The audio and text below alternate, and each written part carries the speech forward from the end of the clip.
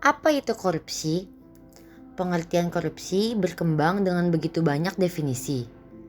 Hal ini disebabkan karena definisi korupsi dapat ditemui dalam berbagai perspektif, baik melalui arti kata secara harfiah, pendapat berbagai pakar, maupun berdasarkan legislasi yang mengaturnya. Secara internasional, belum ada satu definisi yang menjadi satu-satunya acuan di seluruh dunia tentang apa yang dimaksud dengan korupsi.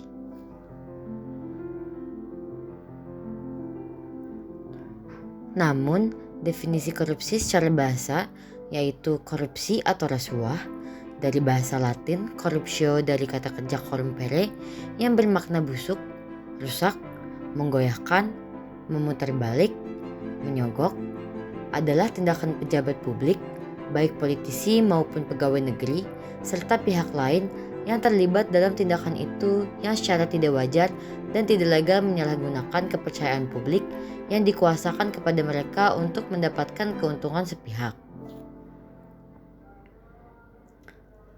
Ada beberapa penyebab terjadinya kasus korupsi.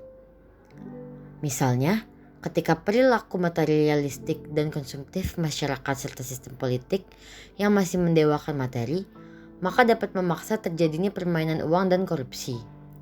Korupsi akan terus berlangsung selama masih terdapat kesalahan tentang cara memandang kekayaan. Semakin banyak orang salah dalam memandang kekayaan, semakin besar pula kemungkinan orang melakukan kesalahan dalam mengakses kekayaan.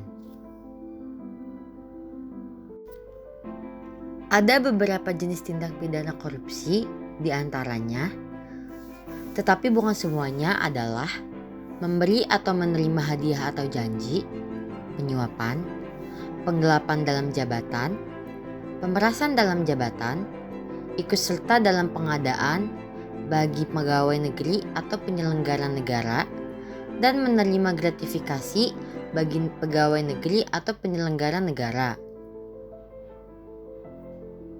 Dalam melakukan pencegahan korupsi, terdapat fraud triangle theory atau teori segitiga fraud.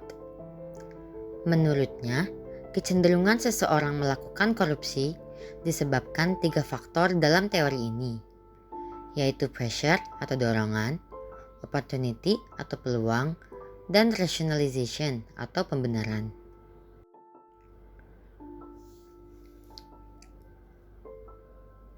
Dari teori segitiga fraud tersebut, ada 3 strategi yang dapat dilakukan dalam pencegahan korupsi. Pertama, strategi jangka pendek dengan memberikan arahan dalam upaya pencegahan. Kedua, strategi menengah berupa perbaikan sistem untuk menutupi celah korupsi.